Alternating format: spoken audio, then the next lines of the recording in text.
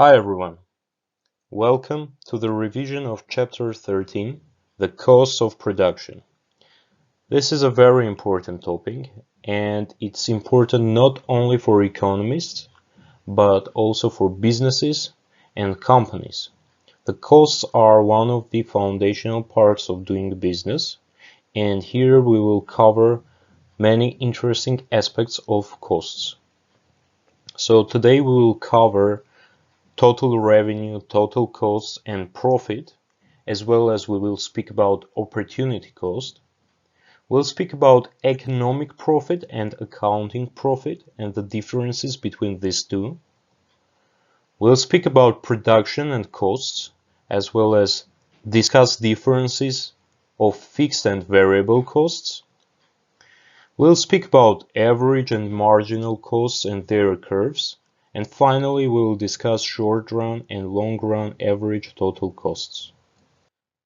Total revenue, total cost, and profit. Let us start our discussion from here. So what is total revenue? The total revenue is the amount a firm receives for the sale of its output. The total cost is the market value of the inputs a firm uses in production. So this is the market value of all the inputs the company uses to produce its products. And the profit is the difference between these two. Here you can see the formula: profit equals total revenue minus total costs. Now, it's important to understand that costs are not only measured in dollars, but there are also opportunity costs. So economists divide costs into two categories. First, explicit costs, which are input costs that require an outlay of money by a firm. So these are costs on which companies spend money. And implicit costs, input costs that do not require an outlay of money by the firm. Cost of capital is one good example of implicit cost. It's the cost of the financial capital that has been invested in the business. So you can think about this in the following way.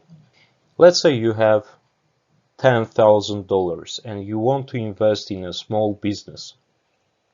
So what's the opportunity cost of this $10,000? The opportunity cost here, which is the cost of capital, is the amount that you can earn on that money, not investing that into that small business. And the most explicit example is the risk-free rate that you can earn by investing this money into government securities, government bonds.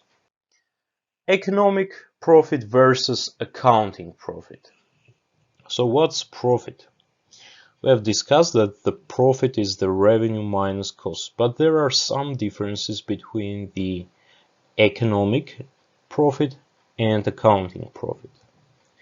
Economic profit is the total revenue minus total cost, including both explicit and implicit costs, which means economic profit also considers the opportunity costs. Accounting profit is the total revenue minus total explicit costs only. So accounting profit does not account for the opportunity cost. And here's a good illustration of what we have discussed.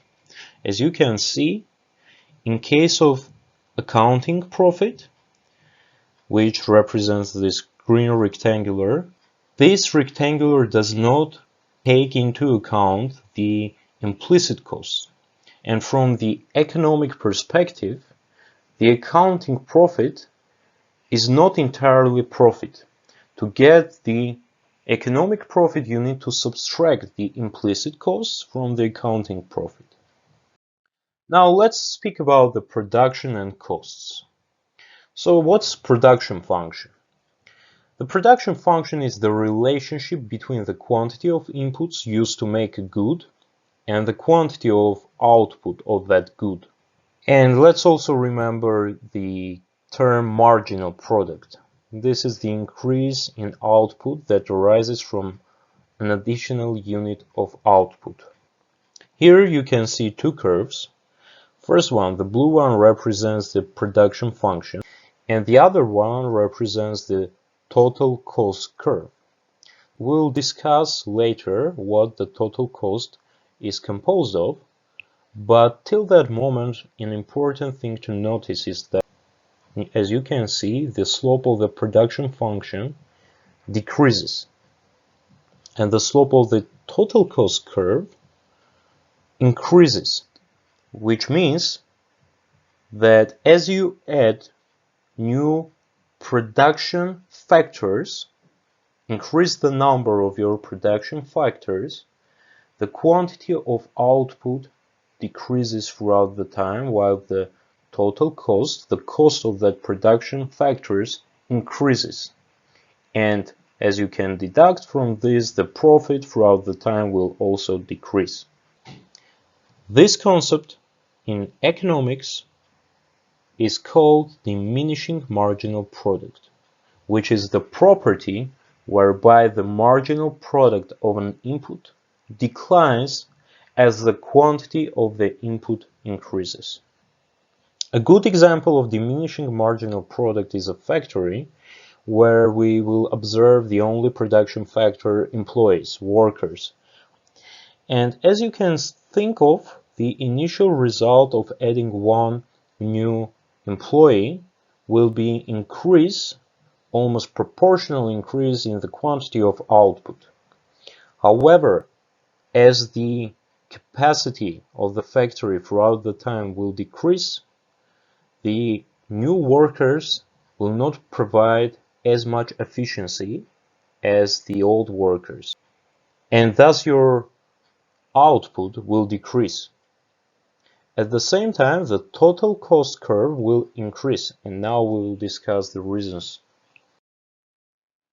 So to understand why the graph of the total cost is not a straight line, but it's a curve, we need to understand that total costs are composed of two different types of costs, fixed and variable costs. So fixed costs are the costs that do not vary with the quantity of output produced. There is no direct interconnection between the output produced and between the amount of fixed costs.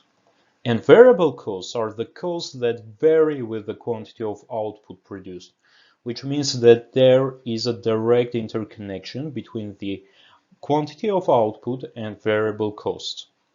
And again, as we can see, our total cost curve is not a straight line, and the reason for this is that at each point, at each level of quantity of output, there is a different proportion of these two, fixed and variable costs, and thus this difference in the proportion of these two creates a curve, not a straight line.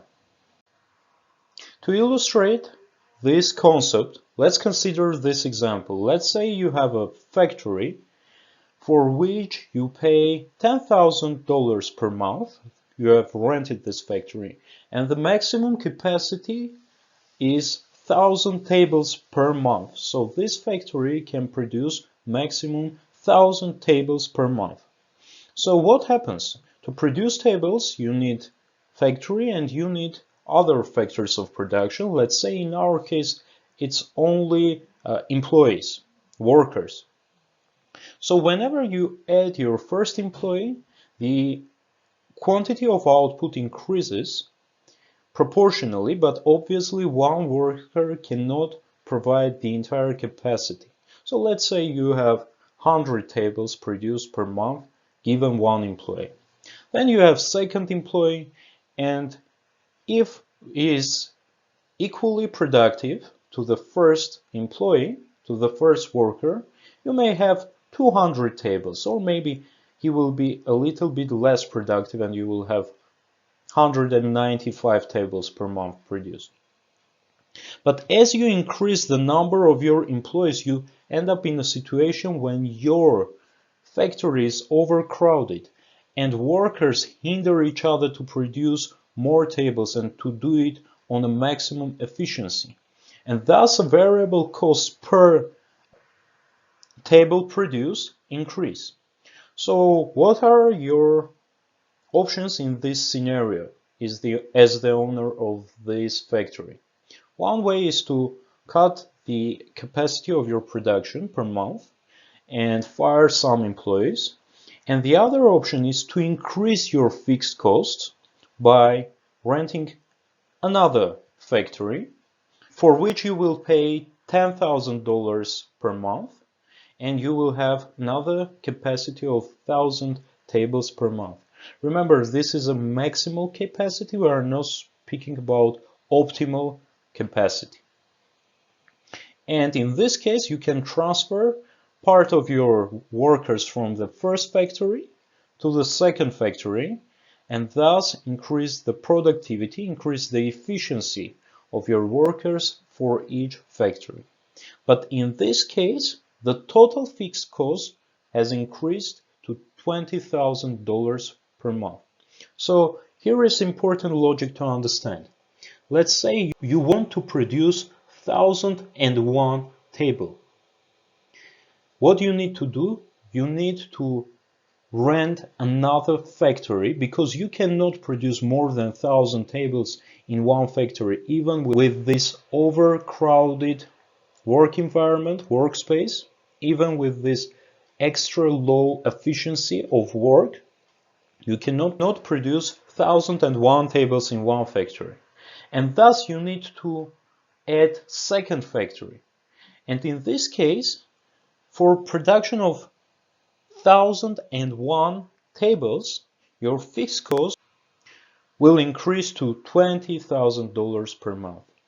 So what we have observed in this example, in one case, reduction of the efficiency of your variable cost factors of production, i.e. your workers.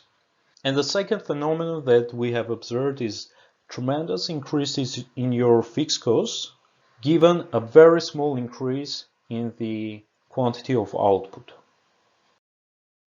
Now, before proceeding to graphically understanding all of this, we need to remember some more terms. Firstly, average fixed cost. So these are fixed costs divided by the quantity of output. And the second one, average variable cost. This is a variable cost divided by the quantity of output. Marginal cost is a little bit different. This is the increase in the total cost that arises from an extra unit of production. So remember, this is not the average. This is the marginal increase in the cost per one extra unit of production. So in our example, which is not very viable from the business perspective, but for economic discussion and understanding of this concept, I think it's perfect. So let's say that you want to produce 1,001 tables. So your marginal cost will increase by $10,000 from the portion of fixed cost, because to produce one extra unit or table, you will need to rent another factory in this example. And these are our formulas. So average total cost is the total cost divided by quantity. So average total cost basically is the sum of average fixed and average variable cost. And here we have the formula of marginal cost, which equals to change in total cost divided to change in the quantity. So now it's a perfect time to try to visualize all of this concept using our graphs. So here we have our cost curves. We have four curves. Let us start our discussion from AVC, which is average variable cost. As you can see, average variable cost is a straight line which increases as the quantity of output increases, I think the logic here is very simple. Average fixed cost. So as you can see, it decreases and it decreases as a curve, not as a straight line. So let us understand why average fixed cost decreases. Because as long as you were producing, in our example, less than 1,000 tables, your fixed costs were divided by the greater amount of output. So, for example, if you were producing 100 tables, your AFC at that level of output will be 10,000 divided by 100, which will be $100. However, if you produce 1,000 tables, your AFC in that scenario will be 10,000 divided by 1,000, which will result in $10 of AFC per given quantity of output. And the third curve, ATC, which is average total cost, is just the sum of AVC and AFC. If you look carefully, you can notice that each point on the graph of ATC corresponds to the sum of the points of AVC and AFC. Now, and the fourth curve is our MC, which represents our marginal cost, which, as you remember, was equal to the change in the cost divided to change in output. As you can see, MCs are higher than AVC. Why? Because in case of average costs, we are averaging out the cost throughout all the output. So in case of, let's say, 9 tables, it's averaged through all the 9 tables. In case of MC, you count the additional cost that you incur producing one more table. Let's say when you are shifting your production from 8 tables to 9 tables. And there is this important term to remember, which is efficient scale, which is the quantity of output that minimizes average total cost. And as you can see from our graph, the efficient scale is the point of intersection of ATC and MC curves. And finally, the relationship between short-run and long-run average total costs. So let's show the graph. This is our graph. We have 3 blue curves which represent short-run average total costs for different sizes of factories. And the red line represents the long-run average total cost curve. So to understand these concepts better, we can remember our example. So our first blue curve, the ATC in a short run with a small factory corresponds to a situation when you have only one factory and you are paying $10,000 fixed cost per month. As you remember, there was a moment when the company started to lose efficiency, and this moment corresponds, in our graphs, that corresponds to the entire part of the graph after the black dot. And the black dot represents the maximum possible efficiency for the size of a factory. Now, as you remember, one of our decisions was to rent another factory or just increase the size of your factory.